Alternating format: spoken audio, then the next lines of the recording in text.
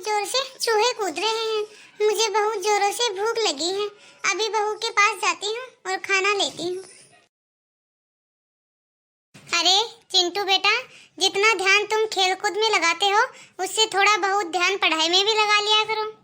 बहू सुनो, मेरे लिए खाना लगा दो, मुझे बहुत भूख लगी है। भूख के मारे मुझे चक्कर भी आ रहे हैं। सब्जी ले आई हो? हाँ बहू, सब्जी तो मैं ले आई। आप जाओ तो छत के ऊपर कपड़े सूख रहे हैं। सूखे के सारे कपड़े नीचे उतार के ले आओ और उन्हें रख दो। मैंने सारे कपड़े सुबह धो के ही छत पे सुखा दिए थे, बस अभी उतारने बाकी हैं। आप जाओ और छत पे से सारे कपड़े उतार लाओ। मैंने अभी परसों ही फेशियल करवाया है तो मैं धूप में नहीं जाऊंगी। ठीक है बहू, मैं अभी सारे कपड़े उतार लाती हूँ। बहू, मैं छत से सारे कपड़े उतार लाई हूँ। अब तो मेरे लिए खाना लगा दे। अब तो मुझे खाना दे दे। ला रही हूँ आपके लिए खाना। थोड़ा सब्र नहीं कर सकती क्या? बुढ़ापे में पता नहीं कितनी भूख लगती है। लोग कहते हैं कि बुढ़ापे में तो भूख मर जाती है। बेटा तुम अच्छे से पढ़ाई करो, मैं अभी आती हूँ। ठीक है मम्मा। मैं एक काम करती हूँ, फ्रिज के अंदर बासा आटा रखा है, उसी की रोटियां बना के दे देती हूँ। इन्हें कौन सा पता चलेगा कि ताजे आटे की रोटियां हैं या फिर बासे आटे की। ये लो मम्मी जी आपकी रोटी। क्या बात है बहू, आज तुमने सब्जी नहीं बनाई? सब्जी तो मैंने बनाई थी लेकिन खत्म हो गई, क्योंकि सब्जी बनी ही इतनी स्वादिष्ट थी कि सबने खा लिया उसको। अभी खत्म हो गई, आपके लिए सब्जी नहीं बची। अरे ठीक है तो बहू, कोई बात नहीं। यदि सब्जी खत्म हो गई है तो मैं अचार से ही रोटी खा लूंगी, या फिर कोई चटनी रखी होगी उसके साथ में खा लूंगी। बुढ़ापे में भी जीभ देखो कितनी चटोरी है कि बिना सब्जी की रोटी हलक से उतरती ही नहीं है। ये तो नहीं कि चुपचाप अपना पेट भर ले, जैसा भी रूखा सूखा मिलता है। ये चाहिए वो चाहिए, नए नए पकवान चाहिए इन्हें। तो कहाँ से आएंगे इनके लिए नए नए पकवान? मम्मी मुझे बहुत भूख लगी है। अच्छा बेटा तुम्हें भूख लगी है, रुको मैं अभी तुम्हारे लिए खाना लेके आती हूँ। मम्मी ये क्या? आपने तो दादी से बोला था कि सब्जी सारी खत्म हो गई है, घर में सब्जी बची नहीं है। तो फिर मम्मी अब ये सब्जी कहाँ से आई? ये सब्जी तो मैंने तुम्हारे लिए बचा के रखी थी बेटा। तुम्हारी दादी तो किसी के साथ भी रोटी खा लेगी, चटनी या अचार जो भी मिलता है उसी के साथ खा लेती है। लेकिन तुम्हें तो बेटा सब्जी ही चाहिए ना, और वैसे भी बेटा तुम्हें तो अचार में मिर्ची लगती है ना। मम्मी मैं तो कुछ भी खा लेता, मैगी पास्ता या फिर चाउमीन, इनमें से कुछ भी बना देती आप मुझे, मैं तो वही खा लेता। इतना सा है, लेकिन इसकी बातें तो देखो। आया बड़ा दादी का चमचा। अब चुपचाप खाना खा ले, ज्यादा बातें मत कर, और खाना खा के जल्दी से पढ़ाई के लिए बैठ जाना। चिंटू बेटा तुम्हारी मम्मी कहाँ है? मुझे दिखाई नहीं दे रही। बेटा जब तुम्हारी मम्मी तुम्हारे पास आए तो तुम अपनी मम्मी से बोलना कि दादी को दूध दे दे। मुझे दवाइयाँ लेना है बेटा, मेरे दवाइयों का समय हो गया है। ठीक है दादी आप जाइए, मैं मम्मी को अभी बोल देता हूँ कि आपको दूध दे दे, क्योंकि आपके दवाइयों का समय हो गया है ना। मम्मी दादी के लिए दूध गर्म कर दो, दादी को दवाइयाँ लेनी है। अच्छा ठीक है बेटा, अभी दूध गर्म करके देती हूँ। अरे मम्मी ये क्या, आपने दादी के दूध में पानी क्यों मिला दिया? अरे बेटा ऐसी कोई बात नहीं है। तुम्हारी दादी को ना गाढ़ा दूध हजम नहीं होता, उन्हें पचता नहीं है गाढ़ा दूध, इसलिए उन्हें पानी मिला के देना पड़ता है। अच्छा तो ये बात है मम्मी। अरे मम्मी का फोन। हेलो नमस्ते मम्मी, कैसे हो आप? मैं तो ठीक हूँ बेटा, तुम बताओ तुम कैसी हो? मैं भी ठीक ही हूँ मम्मी। और बताओ बेटा मेरा लाडला नाती क्या कर रहा है? वो अभी टीवी देख रहा है मम्मी, टीवी में कार्टून देख रहा है। वो सारा दिन बस टीवी में कार्टून ही देखता रहता है, या फिर सारा दिन खेलता रहता है, पढ़ाई का तो कभी नाम ही नहीं लेता। बड़ी मुश्किल से डांट फटकार के उसको पढ़ाने के लिए बैठाती हूँ, तब जाके वो थोड़ा बहुत पढ़ता है मम्मी। अरे बेटा बच्चे तो ऐसे ही होते हैं, नटखट होते हैं बच्चे तो। ऐसे नहीं बच्चे करेंगे तो फिर और कौन करेगा? यही तो उम्र होती है बच्चों की खेलने कूदने की। हाँ मम्मी ये तो है। अच्छा तो बेटा तुम्हारी सास कैसी है?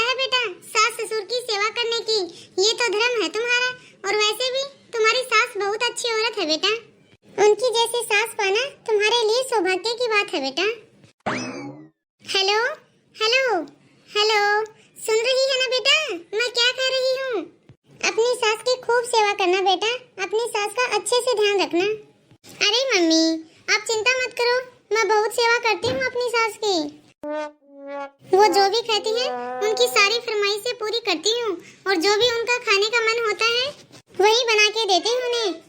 और टाइम टाइम से उनको चाय नाश्ता भी देती हूँ। दूध फल हर एक चीज उन्हें समय समय पे देती हूँ मम्मी। मैं किसी भी चीज की किसी भी तरह की कमी नहीं रखती मैं उनके खाने पीने में।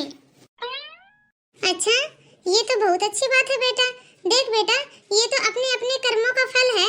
आज तुम जो अपनी सास के लिए कर रही हो वही तुम्हें आगे मिलेगा। इस बात का तुम अच्छे से ध्यान रखना बेटा। यदि हम किसी के साथ अच्छा करेंगे तो हमें भी सब कुछ अच्छा अच्छा मिलेगा, और यदि हम ही किसी के साथ बुरा करते हैं तो आगे चल के हमें भी वैसा ही बुरा मिलता है। बस इतना फर्क है बेटा कि भगवान किसी को इसी जन्म में दिखा देता है तो किसी को अगले जन्म में। हाँ मम्मी, मैं आपकी सारी बातें बहुत ही अच्छे से समझ गई। चल ठीक है तो बेटा, अब मैं फोन रखती हूँ। मम्मी, मैं बाहर खेलने जा रहा हूँ। अच्छा ठीक है बेटा, लेकिन समय से घर आ जाना। हेलो नानी, मैं चिंटू बोल रहा हूँ। अरे चिंटू बेटा, तुम अभी अभी तो तुम्हारी मम्मी से बात हुई थी मेरी। तुम्हारी मम्मी तो बता रही थी कि तुम खेलने के लिए बाहर गए हुए हो। नानी, मुझे आपसे बहुत ही जरूरी बात करनी है मम्मी के बारे में। हाँ बेटा बोलो, तुम्हें क्या बात करनी थी तुम्हारी मम्मी के बारे में मुझसे? नानी, वो मम्मी है ना, दादी के साथ बिल्कुल भी अच्छा व्यवहार नहीं करती हैं। न जाने मम्मी दादी को क्या क्या सुनाती रहती हैं और दादी का खाने पीने का भी बिल्कुल ध्यान नहीं रखती हैं। और आपको पता है नानी, एक दिन मैंने क्या देखा? एक दिन दादी ने मम्मी से दवा खाने के लिए दूध मांगा तो मम्मी ने ना दादी के दूध में पानी मिला दिया। क्या? हाँ नानी। अच्छा ऐसी बात है बेटा, तो एक काम करो बेटा, तुम अपनी मम्मी से बात कराओ मेरी। रुको नानी, मैं अभी आपकी बात मम्मी से करवाता हूँ। मम्मी, अभी नानी का फोन आया था, आप नानी से बात कर लो। अच्छा बेटा। हेलो। हाँ मम्मी। बेटा तू ये बिल्कुल भी सही नहीं कर रही है। क्या मम्मी, आप क्या कहना चाह रहे हो? मैं क्या सही नहीं कर रही हूँ? बेटा मुझे चिंटू ने सब सही सही बता दिया है जो तू अपनी सास के साथ कर रही है। बेटा आजकल जो छोटे छोटे बच्चे दिखते हैं ना, ये बहुत समझदार हो गए हैं। ये जो दिखता है वही आगे करते हैं। जो व्यवहार तू अपने सास के साथ कर रही है ना, वो इस छोटे से बच्चे को भी पता है कि वो सही है या फिर गलत है। तभी तो इसने मुझे फोन करके सारी बातें बताई। बेटा तुम इस बात का जरूर ध्यान रखना, क्योंकि बुढ़ापा सब में आता है एक दिन। आज तुम्हारी सास में है और कल तुम में भी आएगा। जो स्थिति आज तुम्हारी सास की है ना, वो स्थिति कल तुम्हारी नहीं हो जाए। अभी भी तुम्हारे पास समय है बेटा, सोच लो, कल को ये तुम्हारा पाठ तुम्हारी बहू ही दोहराए। अरे मम्मी आप भी ना, क्या आप बच्चों की बातों पर विश्वास करती हो? चिंटू तो बस ऐसे ही बोलता रहता है। बेटा तुम मुझे मत समझा, मन तो मेरा ऐसा कर रहा था कि सीधी तुम्हारी सास के पास फोन करके उन्हीं से सारी बातें पूछूं कि तू सच में उनके साथ ऐसा ही करती है। लेकिन बेटा बच्चे जो होते हैं वो भगवान का रूप होते हैं, बच्चे कभी भी झूठ नहीं बोलते। और मेरा लाडला चिंटू अपनी नानी से बहुत ही प्यार करता है। मैं जानती हूँ मेरा चिंटू मुझसे कभी झूठ नहीं बोलेगा। वो मम्मी ये सब छोड़ बेटा और जाके अपनी सास से माफी मांग। जैसा हम अपनों के साथ करते हैं ना, भगवान 2 गुना करके हमें वह लौटाता है। हमारे बड़े बुजुर्ग भी कहते हैं बेटा कि कुदरत हमें 2 या 3 गुना करके ही वापस लौटाता है, चाहे वो अच्छा हो या फिर बुरा हो। बेटा अब ये तुम्हारे ऊपर है बेटा। हाँ मम्मी आप बिल्कुल सही कह रहे हो, मुझसे बहुत बड़ी गलती हो गई। बेटा जैसे तू अपनी सास के साथ व्यवहार करती है, वैसे ही कल को यदि तेरी भाभी मेरे साथ करेगी तो तुम्हें कैसा लगेगा? बेटा यहाँ तुम्हारे मायके में मैं तुम्हारी माँ हूँ और वहाँ तुम्हारे ससुराल में तुम्हारी सास तुम्हारी माँ है। बेटा अपनी सास का आदर सम्मान अच्छे से करना। सॉरी मम्मी, मुझसे बहुत बड़ी गलती हो गई। मुझसे माफी मांग के कुछ नहीं होने वाला बेटा, जाके अपनी सासू माँ से माफी मांगो, जिनके साथ तुमने इतना अत्याचार किया है। तुमने अपनी सास को कितना परेशान किया है। मैं तो कभी सपने में भी नहीं सोच सकती कि मेरी बेटी ऐसा भी कुछ कर सकती है। वो मम्मी मुझे तुम्हारी कोई भी बात नहीं सुनी, मुझे तुमसे कोई बात नहीं करनी। वो मम्मी मेरी बात तो सुनो मम्मी। हे भगवान, मैंने जाने अनजाने में कितना बड़ा गुनाह कर दिया। इस बात के लिए भगवान मुझे कभी माफ नहीं करेंगे। हेलो दोस्तों, आप सब कैसे हो?